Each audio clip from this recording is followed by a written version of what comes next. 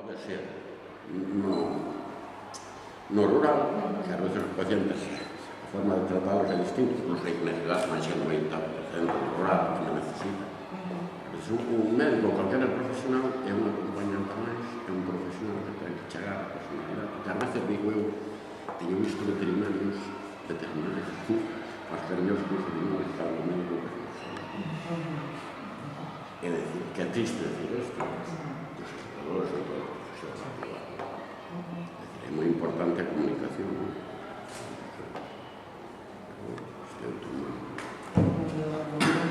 Que cada día é menor a comunicación entre os profesionales e os pacientes, cada día é menor por tempo, por aquilo, por moita razón. Que agora está sendo a todos os niveis, a todos os sectores, non só non, agora se está. Sí, pero aí está pasando ti, estamos en fixo, que moitas veces, por exemplo, en Santiago, o problema está por detrás. Que agora puxemos un sergas, temos un ordenador, temos que meter ali 50.000 datos cada vez que vemos un paciente, entón, o primeiro que fai moita xente é o paso. O momento que eu considero, porque eu considero que é moito máis importante falar do paciente que non as comunidades. Pero moita xente, o primeiro que fai, cando entra o paciente, en vez de mirar pel, saludarlo, chamar o pronome, tal, empezar a escribir. Está ali o señor ou a señora contándole o que se pasa, ali fai caso, pero o tipo se está escribindo. Porque tú, gracias, que viña comigo e... É como un profesor, eu sempre dixo, non é o conhecimento que é como que tú podes ser moito, ser un eminente, tú non sabes chegar non é igual, non teu estilo é outra forma. Agora, tú tens que chegar a xente. Exactamente, se tú eres un buen profesor, pero ti os alumnos non te entenden. É que non hai esa non hai intercambio. Pero iso mesmo nas personas están falando. Efectivamente. Porque eu creo que na sociedade se falta a comunicación. Sí, a comunicación que existe hoxe na sociedade é esa. É dicir, non comunicar. Non ter a forma de falar con xente, de explicar o traballo. Pero iso, antes, a mí me gusta ser malo e preguntar aos interlocutores se sabes o que é educación social. Sí, eu traballei este ano pasado e anterior, eu dende un departamento de orientación tive a sorte de ter dúas alumnas de prácticas hai 2 anos, maravillosas, e unha alumna este último curso, en 2015. E a experiencia foi fantástica, tan fantástica que eu creo, estou convencida de que sería moi beneficioso que existisen educadores sociais nos centros. Hai 3 comunidades onde xa existe en Castela-A Mancha, en Extremadura e en Canarias. E despois os programas que se aplicaron con resultados maravillosos. Que están como 400 ou 500 horas de prácticas, entón fixemos equipo e traballaron con nenos con problemas de acoso. Traballaron en xénero, que é vital, en resolución de conflictos, en mediación, que é moi importante que os adolescentes aprendan a resolver conflictos entre eles, entón crear equipos de mediación. Hai que crear mediadores. Incluso mesmo compañeiros, non ten que ser un adulto, mesmo compañeiros, pero claro, hai que formar un pouco de... Unha vertente poética do educador, porque nós vimos, é dicir, que o Estado español é o último en incorporar a figura do educador social á formación de toda Europa, que os atopamos dende principios de séculos en Francia, en Alemania, Dinamarca, en Portugal lle chaman distinto, porque lle chaman animasaos socioculturais, porque venen da tradición brasileira, que non portuguesa, para que pensades como ven, e ante todo nos pedimos que se miren os educadores sociais non como algo poético ou algo vocacional, sino como xente ben formada. Que iso é importante, non? A formación para certos ámbitos. Normalmente tendemos a creer que todos por ter a voz sabemos como cuidar os vellos. Todos por ter un fillo sabemos como dar clases, incluso o estamos vendo, non? Como os docentes, o mellor te venimos por así, como le dice isto, como le enseña isto e non outra cousa, non? Oiga, é que eu son o profesional, non? Ou todos por ter un enfermo pensamos que temos coñecementos, e iso ven dado por unha formación moi seria. A día de hoxe, as formacións que temos nas 3 universidades galegas son das mellores do Estado, precisamente pola xente que está formando. Temos figuras dentro da pedagogía social a nivel europeo, como Caride, como Mariló, bueno, que levamos do número 8 na lista, por Coruña, como Mariló Candedo, mesmo Xosé Manuel Cid, que é unha eminencia en pedagogía social en América. En Sudamérica, a Asociación Pedagóxica Americana, falan do CID, e aquí non se valora, porque tamén hai que poñer en riba da mesa algo moi claro. A educación social é algo incómodo, porque unha das tarefas é a denuncia do social, a denuncia. Por iso a mí me fai gracia, porque vimos como colexo, pero se leides as reivindicacións, estas propostas que se achegaron a todos os grupos políticos, creo que só hai unha de reivindicación profesional, non? E sí que se fala de mantemento dos servicios sociais, modelos en determinados ámbitos, un cambio de modelo, o falaba de Sonte, un cambio de modelo total, a defensa de servicios públicos, seguimos sin entender, como por exemplo, nos servicios menores, que desto pode falar moitísimo Pepe, que ten moitísima experiencia, se está privatizando, volveu outra vez Fundación Diagrama, sí? Fundación Diagrama, levando, o sea, mercantilizando o servicio educacional e de integración do máis feble que temos na sociedade, que son menores sin amparo familiar e que se van a ter que integrar, que se non é porque hai un traballo e se mercantiliza, o que fai é que esa xente pasa directamente a formar parte dos restos sociais, o sea, da marxinación, o sea, do centro de menores, cumples 21 anos, adiós, moi buenas, sin estudios, sin formación. Sí que hai unha diferencia moi grande entre, por exemplo, unha fundación formada por educadores que houve aquí, a Fundación Camilla, onde a presencia de educadores sociais é bastante relevante, e a Fundación Diagrama, non? Onde un vigilante de seguridade pode pasar a ser educador porque a Xunta non quere legislar e teñen ese término de educador, que calqueira pode ser educador e non un educador formado. Nos aquí vos presentamos propostas en atención específicas de escola-universidade, de igualdade, sí? Que a parte forte, non? Acabamos de sacar dende o colexio un libro que pasou a ser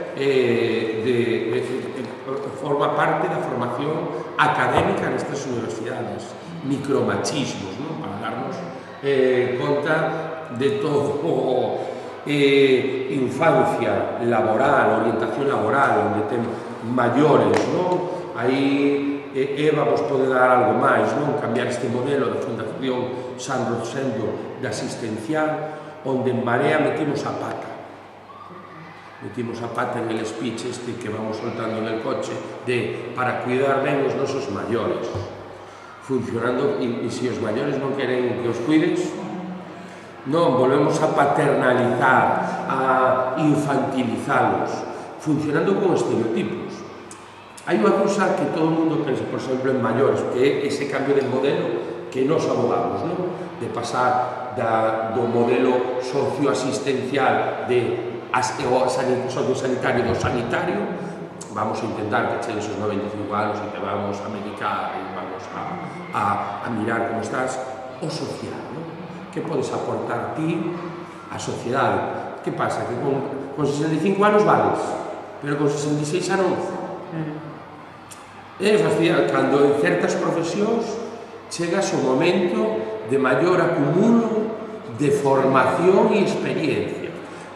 Por exemplo, un estereotipo, a experiencia se pensa que é boa, pero se tiveches mala formación, a experiencia é mala. Todos pensamos, por exemplo, agora estou falando dos vellos, non? Me gusta chamar de vellos, porque porque é unha palabra, non escondemos palabras. Cando chega vello, quero que me chamedes vello, si, non que me chamedes, ai, esta persona da terceira idade, non, é vello. E que morren despois dunha longa enfermidade e que hai que estar cuidado. Non, non. O 85% dos vellos, e temos aquí a un profesor universitario que se encarga de estudiar os estereotipos das persoas maiores, o 85% morren de golpe. É dicir, hoxe estou falando contigo, salgo aí e me dá un infarto, ou me atropello, ou me caigo por unha escaleira, se me parte a cadeira e teño complicacións. Iso é o normal. Solo un 10% acaba con demencia senil, con graves enfermedades. Si, efectivamente, ben de salud non está. Se pensa que os maiores non teñen cartos. Os maiores, por estar aforrando toda unha vida, xa teñen pagada a casa, xa teñen cartos. De feito, é curioso, pero son os que están dando os cartos e mantendo os fillos, non, a parte activa da sociedade, si, a que vai a tirar do cargo, non, esos son os maiores, non? Hai un profesor na Universidade, Miguel Ángel Vázquez Vázquez, que é o presidente da Sociedade de Gerontoloxía e Psiquiatría, que comeza todas as súas clases na Universidade preguntándolle aos rapaces por que hai que respetar a las persoas maiores? Entón dicen, porque son, bueno, no, hai que respetarlas exactamente igual que respetamos. Para nós foi un insulto para os educadores que se sacara un decálogo cos dereitos dos maiores. Que pasa? Deixan de ser ciudadanos unha vez que non cumplimos os 65 anos. Perdes os dereitos. E hai que sacarlle e recordar na sociedade os novos dereitos que tes por ter 65 anos para arriba, agora 67 para arriba. E ese é o cambio de modelo que menos Fundación San Rosendo, menos Fundación Valdegodos e máis servicio público. Porque esos son, e aparte temos casos, e psicólogos. Por exemplo, está moi claro en temas de igualdade, nos CIN, en centros de información de mulleres. De nada sirve que haxa unha traballadora social se non hai psicóloga. De nada sirve que haxa unha psicóloga se non hai unha abogada. E de nada sirve que haxa unha abogada se non hai unha educadora social que poda acompañar a esa persona. É dicir, vamos a ser serios, non? Dende o Colexio de Educadores Sociais denunciamos, porque son competencias da Xunta, o punto de encontro familiar na Casa da Xuventude, onde se saca a privacidade, por un lado, de rapaces totalmente inocentes da situación que están vivindo, e, por outro lado, que ibe a xuventude a xuntarse nun sitio que é de xuventude, pero que o sábado ou o domingo, pois, non vai porque hai un policía autónomo na porta. Eu, como xoven, teño dereito a levarme unha china e estar cómodo porque llevo mi china de Japón, por exemplo. Despois xa nos encargaremos nós de que fa unha boa xestión do seu tempo libre. Pero se non se achega os puntos que eu que reclamamos, o fortalecimento, por exemplo, dos centros quédate. Dicimos que na actualidade quedan 2 centros quédate. Un deles aquí é o Millán. O Millán é un llanero solitario que non pecha o centro quédate de Ourense porque sale, falan, oye, queres unha charla? Vente unha charla. E movemos charlas, va 20.000 institutos, va 20.000, e ainda así, bueno, xa vos contaron unha situación delicada, vale? Eso, e basicamente, pero xa non influye con nós, non? Como para sacarlle peso a educación social están empezando a promocionar ou sacándolle pesos ou competencias a través da FP, ¿sí? Baixo a justificación de que hai moitas máis prácticas, non? É curioso porque ahora que están fortalecendo FP e se están visualizando esas titulacións que pagan máis, pagan menos para que teñan que facer o mesmo servicio sin ter a mesma formación. Se están creando unha rede de cursos, de feito na RPT da Xunta, tanto en servicios de maiores como para casas da xuventude, é dicir, ao final acaban entrando en moitos máis campos dos que a priori pensamos. Na RPT da Xunta abren a posibilidade de poder entrar como monitor de tempo libre que é un título de docente, estiveches en Stone, que eu tamén estou na escola, eu sou un dos coordinadores, co curso de monitores de tempo libre, que son 200 horas, máis un curso específico de 20 horas do tema polo que es contratado. É dicir, baixamos calidade no emprego e baixamos calidade no servicio. Nós que orientamos o curso de monitor a unha persona que quere dar clases de guitarra, ten que estar con personas e que teña ferramentas para dar, eles o consideran como un curso profesionalizador de estos xa son os profesionais que están aí. E esa, máis ou menos, a grosso modo, bueno, e como no Colexio de Valdovín, que xa temos, non teñen libros de texto, eso significa que os profesores tiveron que currarse, pero ese tempo que tiveron que sacar de algún sitio, para currarse todos os programas e non, sí, pero es que resulta que tienes, si ti non faz algún programa de educación ambiental, algún programa de educación vial, algún programa, non, libéraos para que fagan, para ter unha escola sin libros, traballando a base de proxectos, e toda a demais carga que te obligan, que tamén é educación para a ciudadanía, mete a un profesional. E que eu vou a repetir, de onde sacamos os cartos de educadores sociais? Eu, para a escola, por exemplo, revirte o concerto de como se chaman los de los caballitos en Monterrey. Mira que tengo que decir que se cuál se hubiera intervenido que gasto lle produce xa en términos de cuartos lle produce a sociedade.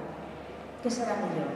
A prevención ou tratar de recuperar a esa persoa? Ten moitísimo escala esa recuperación, ese é posible, porque iso é o triste do tema.